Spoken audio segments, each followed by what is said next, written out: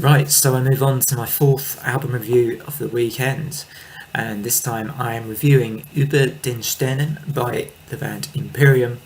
The album was released on Friday via Prophecy Productions, and it's 53 minutes in length, and it is 8 tracks. And wow, another fantastic album. I thought I was pretty well spoilt yesterday with the Earton album, which I reviewed, and with Evergrey as well. And this is just another, absolutely fantastic release. And the first thing to say about this band, I don't know much of their discography, but clearly they are quite sort of epic in scope. This isn't any one genre of music. This is several genres, I would say, with all the elements they're using and incorporating into their music. It's a real kind of, it's a bit of a feast for the ears, to be honest. And the production throughout this album is so crisp. You can feel each. There's no difficulty distinguishing between one instrument to the next, or one sound to the next, as it were. And this is a really great album. So maybe starting from the beginning of this album, the Three Flames Sapphire is kind of sets the tone for the rest of the album. It's beautifully built up. Starts with, those gentle acoustic guitar passages. Gradually you build into, the rhythm guitars, the distorted guitars, and also the then fantastic vocals of, I want to say, I think the name of the guy is Thomas Helm. Correct me if I'm wrong, but his vocals are a real feature of this album, that you're waiting for them to come. You like them so much. It's not one of these kind of, this feels like this guy is a proper classically trained singer, I have to say. Sometimes, those kind of vocals in metal that are slightly operatic or slightly classical can sound really overdone and just forced. But this guy he's just got his vocal down to an absolute T, which makes me think maybe he's got some kind of classical background to his singing, because it is just absolutely on point for every track that those vocals feature in. And the Three Flame Sapphire, the opening track, certainly does feature that. I love the use of the flutes, another great instrument to have in this kind of band.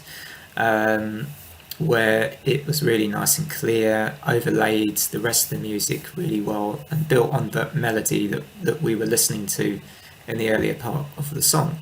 So yeah, Three Flames Sapphire, really good track and a lovely opener to this album. It set the tone. I thought, I'm in for a nice journey here.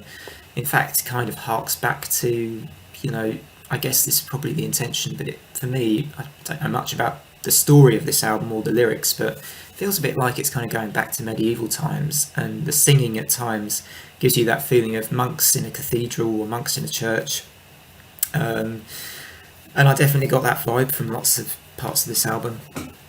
I'd welcome any insights about the story behind this album, or what they're singing about, actually, because I have no idea, frankly. I really enjoyed the second track. I have to say, perhaps this one is my favourite on the album as well. Elusive Tower beckons on the hills afar. Nice long title to challenge me. But that again, this one made really good use, I thought, of the black metal element of their music. Gave it a huge amount of atmosphere before transitioning again into those more classical folky moments of the song. Again, championing this guy's classical singing in such a good way.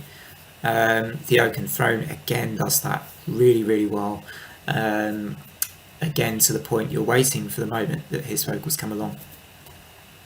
Moonrise was a bit more of a quiet sort of acousticy feel to it, just pure acoustic. But if I remember right, this was a track that sort of had a bit of an Opeth bluesy, jazzy feel to it as well, which I did quite like. That deviation fit nicely in the album, a good halfway point in the album to have a little bit of a, maybe, after the stunning atmospheric opening 3 tracks that you have here, quite nice to have that little break.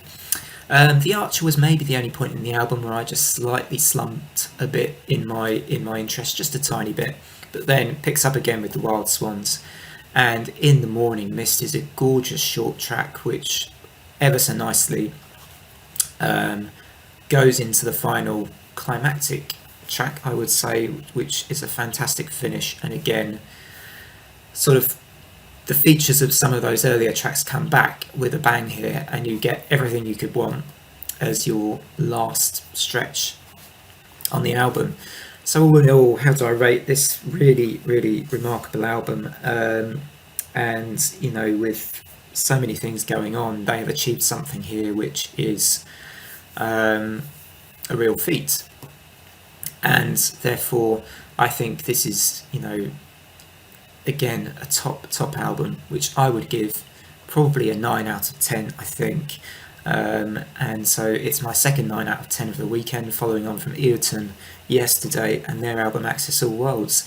This is very different from that. But the thing that really I think is great about this album is its production, because someone's sounding their horn outside. But it's that production that means that everything that this album's striving to achieve is achieved. I think it's just so crisp, so clear, so nice, and a really good listen on a Sunday, as it happens, which today is. I think that's where I'm going to finish. Yeah, I think much more to say. Just a fantastic album to add to the other two which I reviewed yesterday. Thanks again, and see you again shortly. Signing off.